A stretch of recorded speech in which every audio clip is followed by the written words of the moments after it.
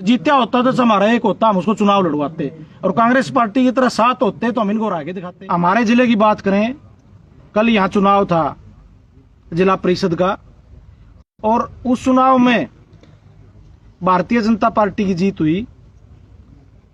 जिस साथी की जीत हुई उसको मैं बधाई भी देता हूं, और वाइस चेयरमैन में जो रीना बदावड़ जी जीती उनको भी मैं बधाई देता हूं।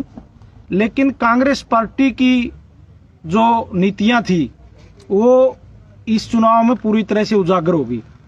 7 सदस्य यहां कांग्रेस पार्टी के जीते थे, जो दीपेंद्र हुड्डा जी से भी सारे इकट्ठे होके मिलके उनको ये कह के आए कि हम आपके नेतृत्व में चुनाव लड़ने के लिए तैयार हैं। वहीं 4-5 लीडर जो किसान हमारे नेता थे, किसान के जिला अध्यक्ष भी थे और अपने क्षेत्रीय नेता भी थे, 4-5 वो जीते थे। तो यहाँ हिसार में जो चेयरमैन बनना था वो विपक्षी पार्टी का बनना था, कांग्रेस पार्टी का। वाइस चेयरमैन किसानों में से बनाया जा सकता था, लेकिन इस रास्ते पर न चल के पूरी तरह भारतीय जनता पार्टी से मिलकर कांग्रेस पार्टी ने यहाँ चुनाव लड़ने का काम किया। और जैसा शिवें जो वाइस चेयरमैन बनी है रीना जी, उन्होंने शिवें कहा कि मैं तो कांग्रेस पार्टी से हूं और कांग्रेस पार्टी ने वाइस चेयरमैन का चुनाव जीता है।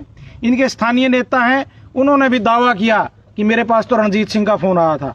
रणजीत सिंह का फोन नहीं, इनके बड़े नेताओं से बात हुई है। और एक वाइस चेयरमैन के चुनाव के लिए इन्होंने किसानों के साथ धोखा करने का काम किया है। जो लोग ये कहते थे कि जजपा डिप्टी सीएम के लिए किसानों के वोट बेच के चली गई और कल को इंडियन नेशनल लोकदल पार्टी और अभय सिंह चौटाला भी भारतीय जनता पार्टी के साथ चले जाएगा।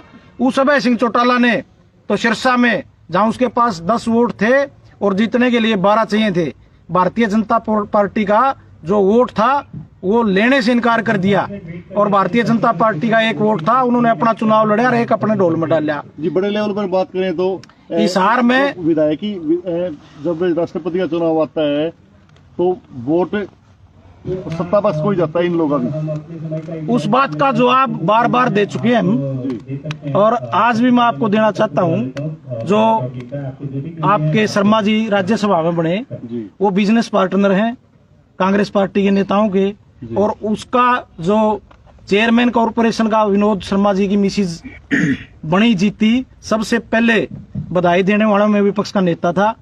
चौटाला साहब की जो जेल में उन्होंने सेवा की, उस हिसाब से मानवता के नाते जब कांग्रेस पार्टी के नेताओं ने अभय सिंह का वोट ही नहीं मांगा, तो मानवता के नाते राजनीतिक बात को ना सोच के उसको वोट देने का काम किया था। लेकिन वो जो लोग इतनी बड़ी बड़ी बातें करते हैं, वो तो एक छोटी सी बात के लिए यहाँ डीलिंग कर गए। ये तो आपके सामने की बात है, मैं नहीं कह रहा। ये तो आप रीना बदावड़ से पूछ लो, इनका जो प्रवक्ता है कांग्रेस पार्टी का, वो अपना आप कह रहे हैं कि हमारे पास रणजीत सिंह का फोन आया। मीडिया में एक मैसेज वायरल हो रहा है कि जो रीना बदावड़ है कांग्रेस की भाजपा समर्थित ही है। वो तो रात को आपको पता होना चाहिए, आप भी सुन के संपर्क में हो लगातार। रात को कैप्टन अभिमन्यु का भतीजा गया है उसके घर पे, उधर बयान दिया, फिर उसने वापिस धर्मवीर गोविंद का जाके फिर कह दिया कांग्रेसी हूँ। जब आपको वो 7 मेंबर कहाँ से, आप मेरे को बताओ ना, 7 मेंबर कहाँ गए, उनके वोट कहाँ गए? इस बात का तो जवाब दो। उसने तो कह दिया, कल को कोई और मजबूत आदमी जाके बेचारी पे और को हालेगा, लेकिन वो 7 वोट गए कहाँ? दबाव की राजनीति चल रही है। दबाव की राजनीति नहीं चल रही, ये आपस में अंडरस्टैंडिंग की राजनीति चल रही है। ये मैं फोटो दिखा रहा हूँ आपको, ये उसके बाद का है जी। कि कौन नेता है, ये कह रहे हैं हमारे पास तो रणजीत सिंह का फोन आ गया था, हैं? तो ये सच्चाई उजागर होगी। लोगों को गुमराह करने की बजाय चाहिए कांग्रेस पार्टी को इंडियन नेशनल लोकदल को अपना दुश्मन न मान के इसको सत्तारूढ़ पार्टी की जो बीजेपी जेजेपी सरकार है, इसको बाहर करने के लिए अगर बात करें जिला परिषद में हिसार में इन लोगों के पास में एक भी जिला पार्षद नहीं था। एक भी जिला पार्षद नहीं था। 5 हमारे सिंबल पे लड़े थे। हम तो ऑन रिकॉर्ड बात कर रहे हैं, आप पहले भी कह रहा था मैं, उन 500 के वोट तो ठीक आए, लेकिन उनमें कोई जीत नहीं पाया। जब जीत्या होता तो हमारा 1 होता, हम उसको चुनाव लड़वाते, और कांग्रेस पार्टी की तरह 7 होते तो हम इनको आगे दिखाते।